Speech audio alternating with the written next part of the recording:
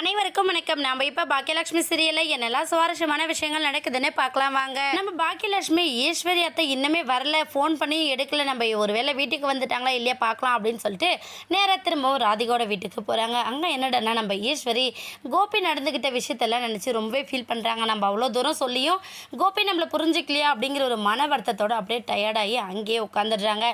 பாக்கியா போய் பேசுனதுமே, பாக்கியா நான் நல்லா தான் இருக்கேன், அதாவது எனக்கு துக்கம் தாங்கலை, ராதிகளாக அழுதுட்டு இருந்ததை பார்த்து என்னால் தாங்க முடியாமல் அழுதுட்டேன் அப்படின்னு சொல்லிட்டு நம்ம ஈஸ்வரி எதையோ சொல்லி சமாளித்து பாக்கியாவை அங்கேருந்து அனுப்பி விடுறாங்க.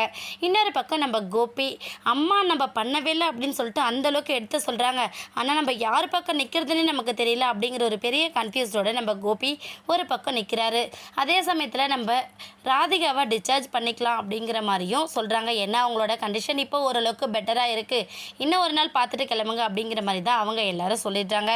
உடனே நம்ம கோபி என்ன பண்ணுறேன்னா ராதிகா கிட்ட போய் பேசுகிறாங்க. ராதிகா இப்போ உனக்கு ஓகே தானே, சாப்பிட ஏதாச்சும் வாங்கிட்டு வரட்டுமா அப்படின்னு சொல்லி கேட்க, உடனே நம்ம கமலா என்ன பண்ணாங்கன்னா, மாப்பிள்ளை சும்மா அக்கறை இருக்கிற மாதிரிலாம் எதுவும் நடிக்காதீங்க, உங்களுக்கு எப்போவுமே அக்கறை படுறதுக்காக தான் சின்ன குழந்தை மாதிரி உன் அம்மா கூடவே இருக்காங்களே, அப்புறம் என்ன உங்களுக்கு பிரச்சனை அப்படிங்கிற மாதிரி சொல்கிறாங்க நம்ம கமலா. உடனே மயூ பாப்பா வந்து ஆமா டேடி எனக்கு பசிக்குதுன்னு சொல்ல, உடனே கமலா வந்து பசிக்குதுன்னா என்கிட்ட கேளு, அவங்கக்கிட்டலாம் கேட்காதா அப்படின்னு சொல்லிட்டு மயூவை கூட்டிகிட்டு கமலா கிளம்பிடுறாங்க. உடனே கோபி வந்து ராதிகா கிட்ட மனசை விட்டு பேசுகிறாங்க. எனக்கும் குழந்தை இல்லாத ரொம்ப பெரிய வருத்தம் தான், ஆரம்பத்தில் வேண்டாம்னு நினச்சேன், ஆனால் அதையெல்லாம் தாண்டி நம்மளோட பேபி அப்படிங்கிறப்ப நான் சந்தோஷப்பட்டேன், அதை பற்றி நிறைய ட்ரீம் எல்லாம் கண்டு வச்ச ராதிகா அப்படின்னு சொல்லிட்டு ராதிகா கிட்ட சொல்கிறாங்க. ராதிகா ஒரு பக்கம் நீங்கள் இவ்வளோ தூரம் யோசிச்சுங்க, உங்கள் அம்மாவை இங்கே கூட்டிகிட்டு வரதுக்கு முன்னாடி யோசிச்சிருந்தீங்கன்னா இந்த பிரச்சனையே வந்திருக்காது அப்படிங்கிற மாதிரி நம்ம ராதிகாவும் எடுத்து சொல்கிறாங்க.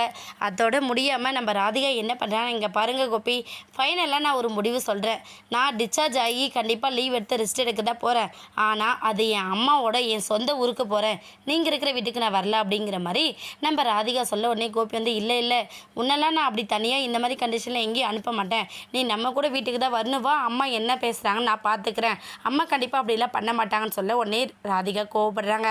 போதும் கோபி, இதுக்கப்புறம் நீங்கள் ஒரு வார்த்தை சொல்லாதீங்க, ஒன்று ஏன் இஷ்டப்படி என்னை இருக்க விடுங்க, இல்லைன்னா நான் சொல்கிறத கேட்டு நீங்கள் நடந்துக்கோங்க, நான் அப்படியே உங்கள் கூட இங்கே ஊருக்கு வரணும் அப்படின்னு நீங்கள் ஆசைப்பட்டீங்கன்னா உங்கள் அம்மா அங்கே இருக்கக்கூடாது, அவங்க இருந்தாங்கன்னா கண்டிப்பாக நான் வரவே மாட்டேன், இதுதான் என்னோடய ஃபைனல் டெசிஷன் அப்படின்னு சொல்லிட்டு நம்ம ராதிகா அவங்களோட பேச்சை ஸ்டாப் பண்ணிடுறாங்க. கோபி என்ன பண்ணுறது ஏது பண்ணுறதுன்னு தெரியாமல் யோசிச்சு, சரி ராதிகா நம்ம வீட்டுக்கே போகலாம், நீ ஊருக்கெல்லாம் ஒன்றும் போக வேண்டாம் அப்படின்னு சொல்லிட்டு ஓரளவுக்கு நம்ம ராதிகாவை கன்வீனியன்ஸ் பண்ணிடுறாங்க.